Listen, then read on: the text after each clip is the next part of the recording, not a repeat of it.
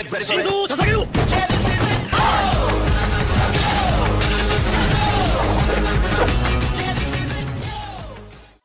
Episode के start में हमें शारदा की ओर दिखाया जाता है, जहाँ पर साकुरा शारदा से माफी मांगते हुए बोलती है, सॉरी शारदा, बहुत सारा काम आ जाने की वजह से मैं तुम्हारे साथ पेरेंट और चाइल्ड एंजॉय नहीं कर पा रही हूँ, इसके लिए तुम मुझे माफ कर दो।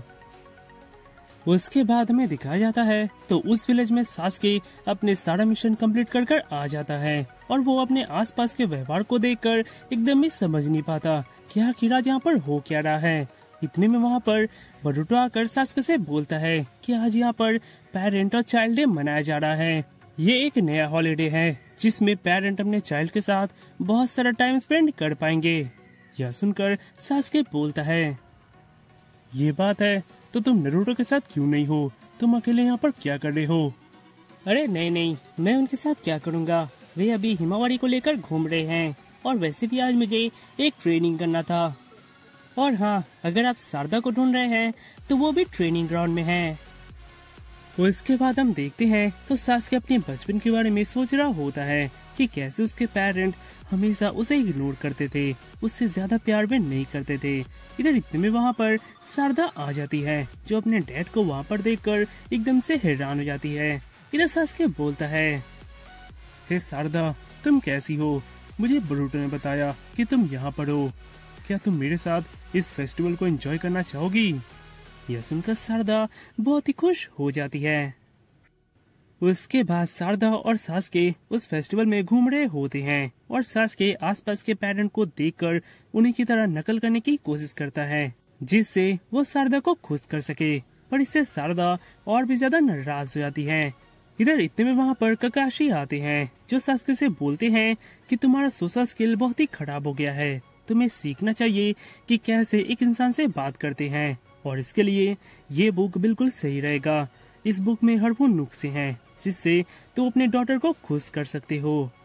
यह सुनकर सास्के उस बुक को पढ़ के जाता है और उस बुक में लिखे हुए टैक्टिक्स को यूज करता है, पर इससे बात और बिगड़ जाती है।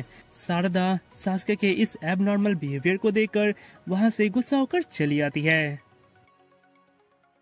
उसके बाद हम देखते हैं तो ककाशी और सास्के एक जगह खड़े होते हैं जहाँ पर ककाशी सास्के से बोलते हैं कि तुम्हें और प्रैक्टिस करना चाहिए, तुम्हारी डॉटर जरूर कुछ देर बाद तुमसे खुश हो जाएगी। इस बात पर सास्के बोलता है, हे ककाशी, क्या तुम्हारे पास वो बुक अभी भी है?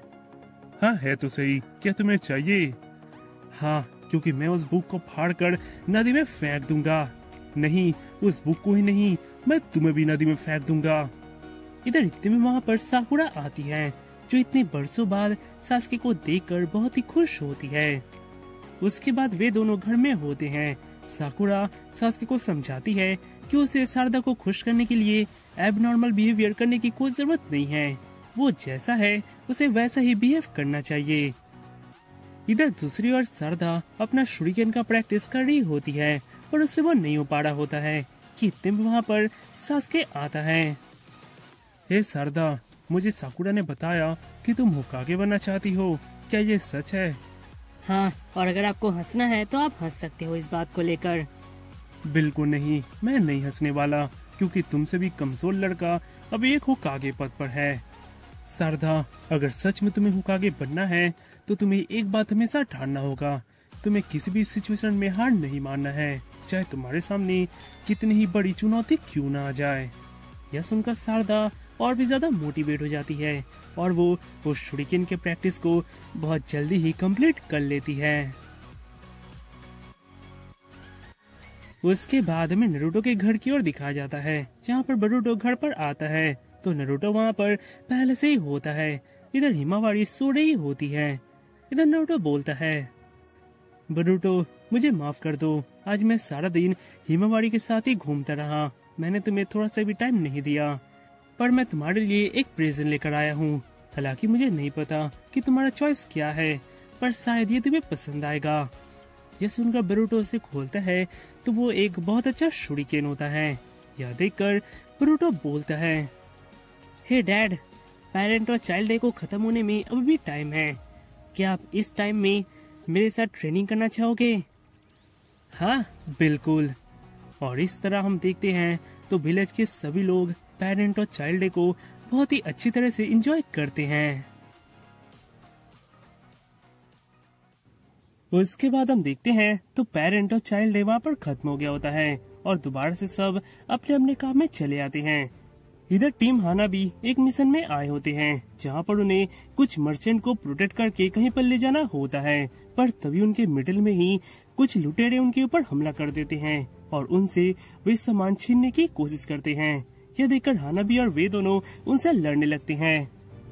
इधर नामिदा ये सब देखकर बहुत ही घबराने लगती है और वो जोर से रोना स्टार्ट कर देती है।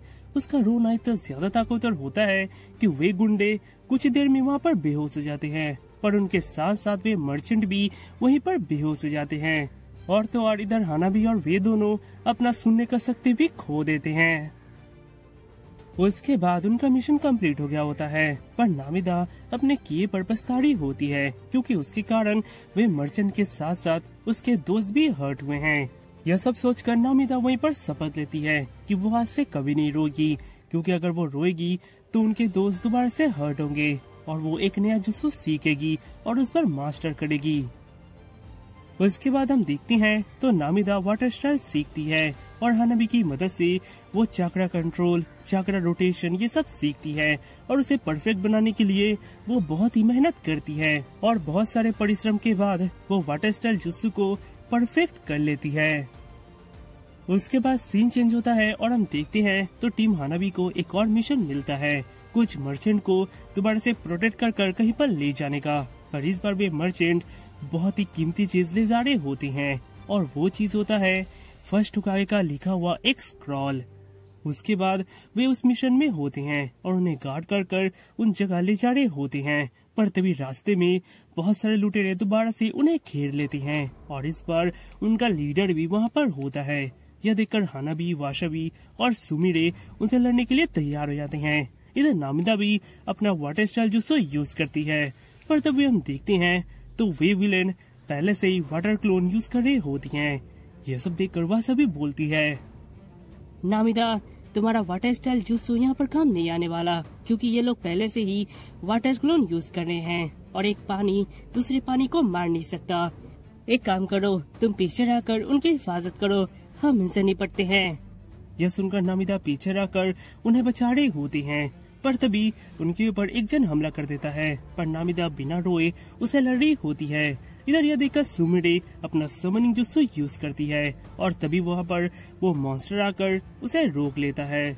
पर इस मौके का फायदा उठाकर वे तीनों लुटेरे बहुत सारा सामान लेकर वहाँ से भाग जाते हैं। यह देखकर हानाबी उनके पीछे जाती है और उन तीनों को वहीं पर रुकने को बोलती है। उसके बाद हम देखते हैं तो वे सब वहीं पर पड़े होते हैं। तभी वो मर्चेंट ओरिजिनल स्क्रॉल वहाँ से बाहर निकालता है। थैंक गॉड, मैंने इसे नुका लिया था। मुझे लग ही रहा था आज हमारे ऊपर कोई हमला करेगा। क्या इसका मतलब वो बैग में कुछ नहीं था? हाँ, मैंने चालाकी करके ये अपने पॉकेट में रख लिया था, क्योंकि ये एक नेशनल ट्रेजर है, मैं इसे इतनी आसानी से खो नहीं सकता। वाह, तुमने आइडिया तो अच्छा लगाया था, पर तुम मुझसे ज्यादा चालाक नहीं हो। हे, उस स्क्रॉल को लेकर आओ। इधर तभी वे दोनों लुटेरे उसे लेने के लिए वहाँ पर आते हैं। यह देखकर सुमिरे उसके सामने आ जाती है और वो वासाबी और नामिदा को सबको लेकर वहाँ से भागने को बोलती है, पर इतने में उनका लीडर अर्थ स्टाइल यूज करता है, जिसके कारण वे तीनों वहीं पर फंस जाते हैं और इधर वो स्क्रॉल को लेकर वहाँ से भागने वाला होता है। इधर यह देखकर नामिदा बोलती है, अब मैं क्या करूँ, मुझे तो रोना आ रहा है पर मैं रो नहीं सकता। नामिदा तुम्हें भी रोना ही होगा, अभी तुम ही उसे रोक सकती हो। पर अगर मैं रोई तो तुम लोगों का क्या होगा? तुम हमारी चिंता मत करो और जल्दी करो। यह सुनकर नामिदा रोने वाली होती है, पर वो रोने से पहले अपने चाकरा कंट्रोल ट्रेनिंग को याद करती है और वो जाने अनजाने में एक सीक्रेट जुत्सु को यूज कर देती है, जो इतना पावरफुल होता है कि उस लीडर का कुछ ही पलों में खेल तमाम हो जाता है। इधर उस लीडर के बेहोश होते ही उसका जुत्सु भी टूट जाता है और वे दोनों आजाद होने के साथ उन तीनों के ऊपर हमला कर देते हैं और उनसे लड़ने लगते हैं। इधर वाशा भी दोबारा से नामिदा को उस जुत्सु को यूज करने को बोलती है, जिसे नामिदा दोबारा से यूज करने जाती है, पर इस बार वो उस चाकरा कंट्रोल करना भूल जाती है।